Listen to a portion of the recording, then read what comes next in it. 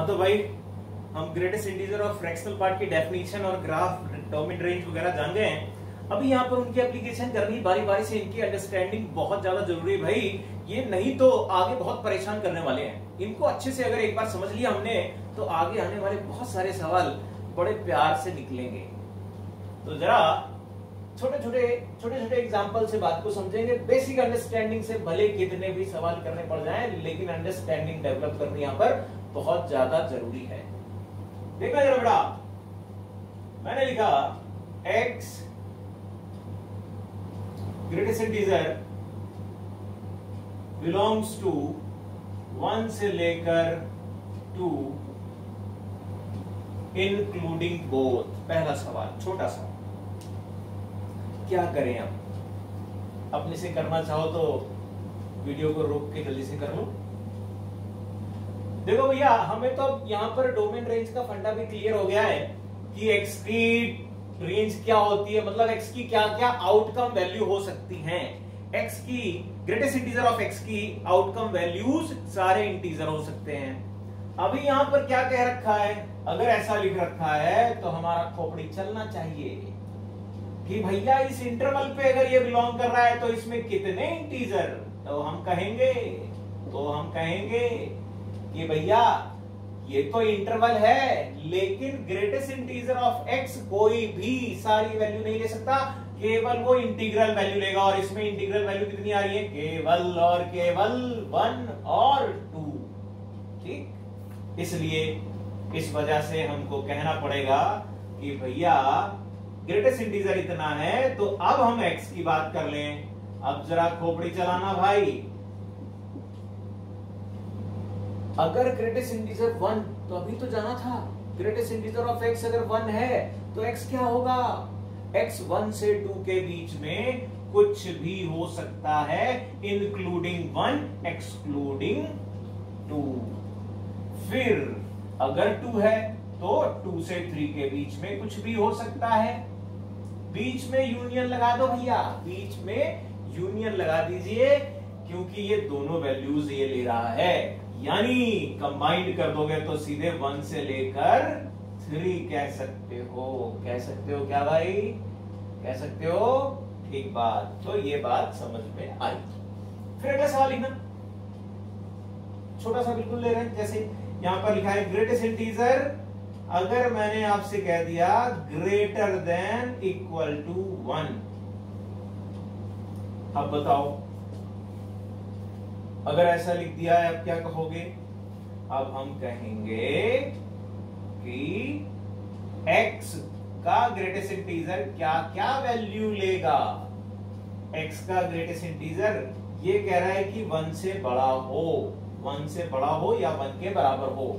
तो भैया इंटीजर तो इसमें 1 आएगा, 2 आएगा, 3 आएगा, 4 आएगा, और करते करते आगे आने वाले सारे नेचुरल नंबर आ रहे होंगे। तो x में क्या फर्क पड़ा? अब जरा फटाफट देखो, जो तरीका मैंने बताया कि हर एक की अगर अलग अलग ऑब्जर्वेशन ले ले। ये 1 से 2, अगर ग्रेटेस्ट इंटीजर की वैल्यू 1 है तो x आपका 1 से 2 होगा।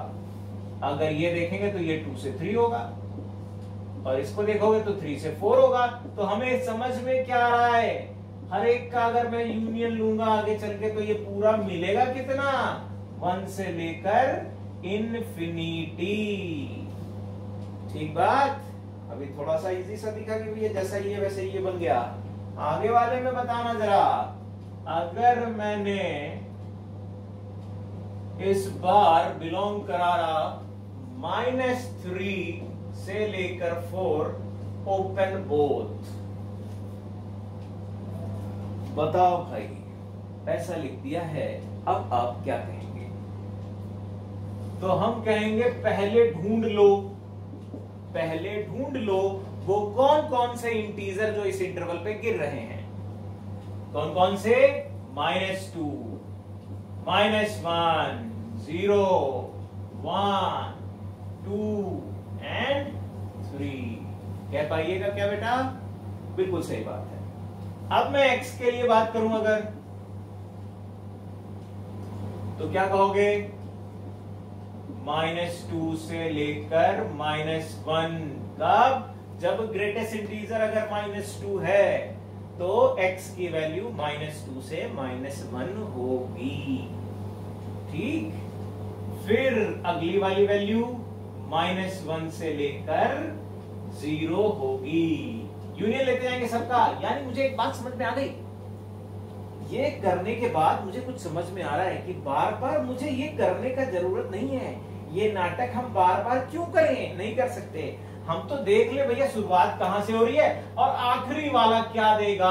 आखिरी वाला देगा 3 से लेकर 4। और इन सबका अगर यूनियन ही करना है हमको तो भैया सीधे करके बोल दो ना, -2 से लेकर 4 होगा क्या। 4 को एक्सक्लूड कर रखा है, -2 को इंक्लूड कर रखा है। बात समझ में आ रही क्या। अगर कभी भी इंटरवल में लिखी हुई हैं चीजें और हमको ग्रेटेस्ट इंटीजर की जानकारी लेनी है, इस तरीके से करेंगे। मेरे ख्याल से ये 3 एग्जांपल से आपके दिमाग में बहुत अच्छे से चली गई होगी बात। फिर अगली बात, अगला सवाल है fractional part of x belong कर रहा है 1 से लेकर 4, तो x की वैल्यू बताओ। देख लेते हैं भैया इसमें कौन सी तकलीफ की बात है। तो अगर आप ऑब्जर्व करें तो थोड़ी देर पहले मैंने बताया था फ्रैक्शनल पार्ट की रेंज क्या थी। चित्र बना लेते हैं भैया। चित्र तो बड़ा काम का, ये बार बार बनाओ, जितनी बार बनाओ उतनी गहराई में इसको अपनी अंतरात्मा तक ले जाओगे। इसलिए चित्र तो बार बार बना लिया करो, और जितना चित्र बनाओगे उतनी अंडरस्टैंडिंग भी अच्छी रहेगी। 0 से 1 के बीच में रेंज आ रही है, रेंज 0 से 1 आ रही है। लेकिन यहां पर देखो दुर्भाग्य, इसका दुर्भाग्य क्या है, ये 1 से 4 जा रहा है। यहां 1 ओपन है, एरो लगा दिया या मैंने सर्कल खींच दिया, एक ही मतलब होता है 1 इंक्लूडेड नहीं है। लेकिन यहां पर 1 से 4 जा रहा है, इसलिए हम कहेंगे कि भैया फ्रैक्शनल पार्ट तो जाता है 0 से 1, लेकिन सवाल में दे रखा है ये, इसलिए ये किसी भी एक भी x के लिए पॉसिबल नहीं है, तो x नल सेट बन जाएगा। ठीक, फिर अगला सवाल प्रकट किया जाए। देखो भैया प्रकट हो गया। ये क्या कहता है, एक क्वाड्रेटिक सी लिख दी मैंने फ्रैक्शनल पार्ट में। करोगे क्या सॉल्व, करो जल्दी से करो, 1 मिनट में। अब अगर क्वाड्रेटिक लिख दी है और x का पता करना है तो कोई दिक्कत की बात नहीं भाई। पहले तो हम क्वाड्रेटिक की तरह सॉल्व कर लेते हैं जैसे करते आए हैं। यहां पर अगर क्वाड्रेटिक की तरह इसे सॉल्व करोगे तो बेटा जी आप मुझे बताइए इसके रूट क्या आ रहे हैं, 2 और 1/2। सही बात है। अब देखो जैसे कि ग्रेटेस्ट इंटीजर में पहले मैं देख लेता था कौन सी वैल्यू है जो इसको एक्सेप्टेबल होगी, वो हम लेते हैं। वैसे ही यहां पर भी हम देखते हैं कि भैया कौन सी वैल्यू जो इसको एक्सेप्टेबल होगी। यहां पर ये एक्सेप्टेबल नहीं है क्योंकि इसकी रेंज 0 से 1 के बीच में जा रही है। 1/2 एक्सेप्टेबल है, तो हम कहेंगे आगे फर्दर प्रोसीड करने के लिए मेरे पास केवल फ्रैक्शनल पार्ट ऑफ x की 1/2 वैल्यू ही रह गई। ठीक, अब अगर फ्रैक्शनल पार्ट 1/2 है तो पता करें कि क्या वैल्यू आएगी इसकी x की। तो फिर से भाई हमने कहा भैया ग्राफ तो जितना बनाओ उतना बेटर है आपके लिए, ज्यादा ग्राफ मतलब सेहत अच्छी।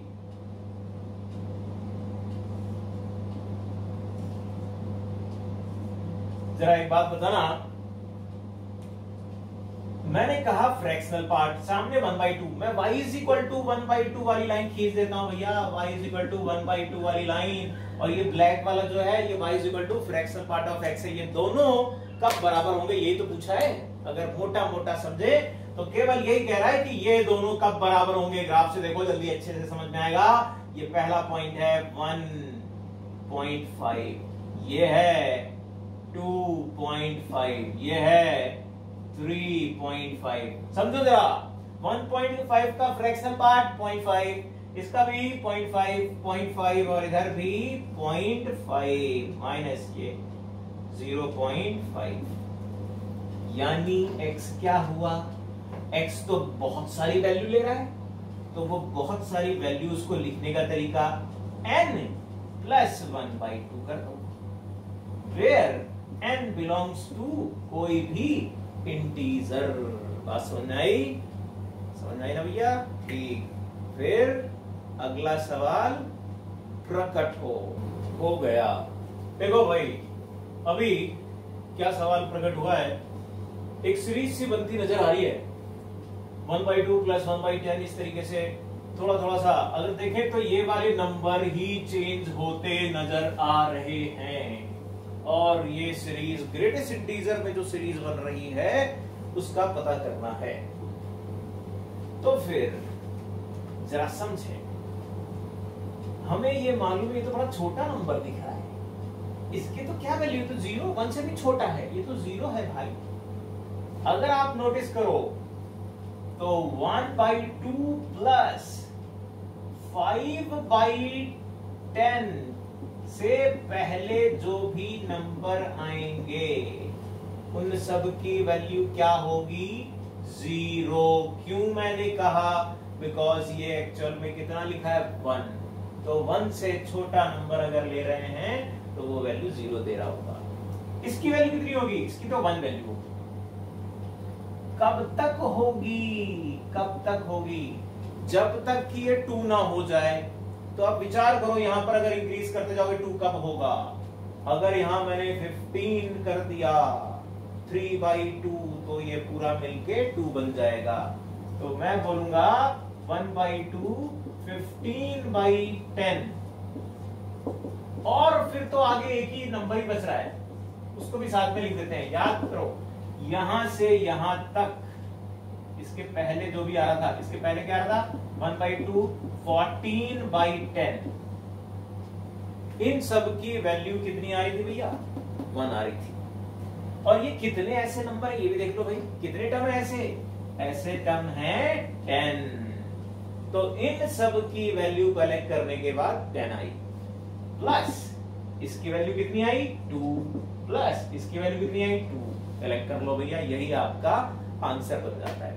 अब ये जो सीरीज मैंने लिखी है, इसी सीरीज को और बड़ा किया जा सकता है, लेकिन बेसिक अप्रोच जो है वो आपके दिमाग में ऐसी ही रहनी चाहिए कि पहले ऑब्जर्व कर लें जो इंक्रीज करता हुआ जा रहा है वो कहां तक जा रहा है, वो कब तक 0 है, और कब 1 हुआ तो 2 कब होगा, कब 3 होगा, उनके बीच में कितने कितने नंबर आ रहे होंगे। अगर इसको और बड़ा भी कर देते तो फिर मैं ये देखता कि भैया 3 कब होगा, तो उसके बीच में कितने नंबर आए, वो सारे 2 हो जाएंगे। फिर 3 से लेकर 4 कब होगा, वो देखने के बाद इस तरीके से सीरीज को आगे बढ़ाया जा सकता है। ठीक। फिर अगला सवाल प्रकट हो गया। देखो भैया, अब क्या प्रकट हुआ सवाल? एक इक्वेशन लिखी हुई y is equal to 2 greatest integer x plus 1 और समथिंग करके मैंने कुछ लिख दी। आपसे कहा गया x और y बताओ, लेकिन ये ग्रेटेस्ट इंटीजर फंक्शन है। अच्छा, एक चीज और यहाँ पर मैं बताना चाहूंगा, अगर किसी जगह ये लिखा नहीं है कि ये ग्रेटेस्ट इंटीजर फंक्शन है तो इस ब्रैकेट को आप अपने से ग्रेटेस्ट इंटीजर ना मान लीजिएगा, कहीं ना कहीं वहां पर लिखा होना चाहिए कि इसका मतलब ग्रेटेस्ट इंटीजर फंक्शन है, GIF। अदरवाइज सवाल में अगर मेंशन नहीं है तो हम अपने से कभी भी मानेंगे नहीं कि हाँ ये बॉक्स बना हो ये ग्रेटेस्ट इंटीजर हो जाएगा। ठीक, तो फिर इसको करना है, जरा देखते हैं क्या किया जाए भाई, क्या करना चाहिए। प्रॉपर्टी वगैरह कुछ लगा दें यहाँ पर। देखो 2x का ग्रेटेस्ट इंटीजर, अभी थोड़ी देर पहले बताया था कि भैया अगर अंदर हमारा कोई इंटीजर है तो वो इंटीजर बाहर आ सकता है। मैंने लिख दिया इसको 2 3 -6। ये तो बड़ा आसान हो गया भाई, इससे अच्छा तो क्या है, कुछ भी नहीं है इससे अच्छा। 8 आ गया। x की वैल्यू पूछ रहा था, x की वैल्यू लो भैया मिल गई। x की वैल्यू 8 से 9 आएगी। y की वैल्यू पूछ रहा है, y की वैल्यू भी मिल जाएगी। y क्या है भाई? y यही तो है, इसको लिख दो ना यहाँ पर, कितना 2 × 8 + 2 18। ठीक, बात समझ में आई? तो फिर अगला सवाल फिर से प्रकट। हाँ जी, प्रकट हो गया। देख लो भाई, अभी क्या कह रहा है भाई, ये तो बहुत सारे ग्रेटेस्ट इंटीजर लगे नजर आ रहे हैं।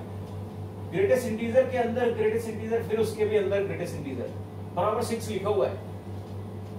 अब एक प्रॉपर्टी बताई थी थोड़ी देर पहले कि अगर ग्रेटेस्ट इंटीजर के अंदर ग्रेटेस्ट इंटीजर है तो क्या था, याद आता हो आपको, ग्रेटेस्ट इंटीजर के अंदर कोई अगर इंटीजर है तो वो इंटीजर बाहर निकल जाएगा, ऐसा कुछ प्रॉपर्टी थी। यही काम यहां पर करना है। जरा देखो, ये पूरा एक ग्रेटेस्ट इंटीजर है, यानी एक इंटीजर है, इस वजह से ये आ गया बाहर,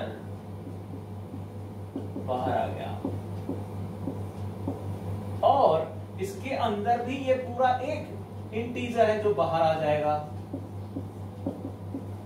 लो भैया, यानी ये तो क्या हो गया, ये तो कुछ भी नहीं, ये तो 3 ग्रेटेस्ट इंटीजर ऑफ x लिखे हुए थे, जिसका मतलब x का ग्रेटेस्ट इंटीजर अब बन जाएगा 2 और x बन जाएगा 2 से लेकर 3। ठीक, तो ये कुछ एग्जांपल थे, ये मैंने अभी वो एग्जांपल दिए हैं जो एलिमेंट्री बेसिक कॉन्सेप्ट की अंडरस्टैंडिंग डेवलप करने के लिए हैं। अभी अगले में फिर से एग्जांपल आएंगे, अभी इसमें बहुत सारे माल है, बहुत सारा काम है करने के लिए, चिंता न करो, अगले वाले वीडियो में वो करते हैं। ठीक, बाय बाय।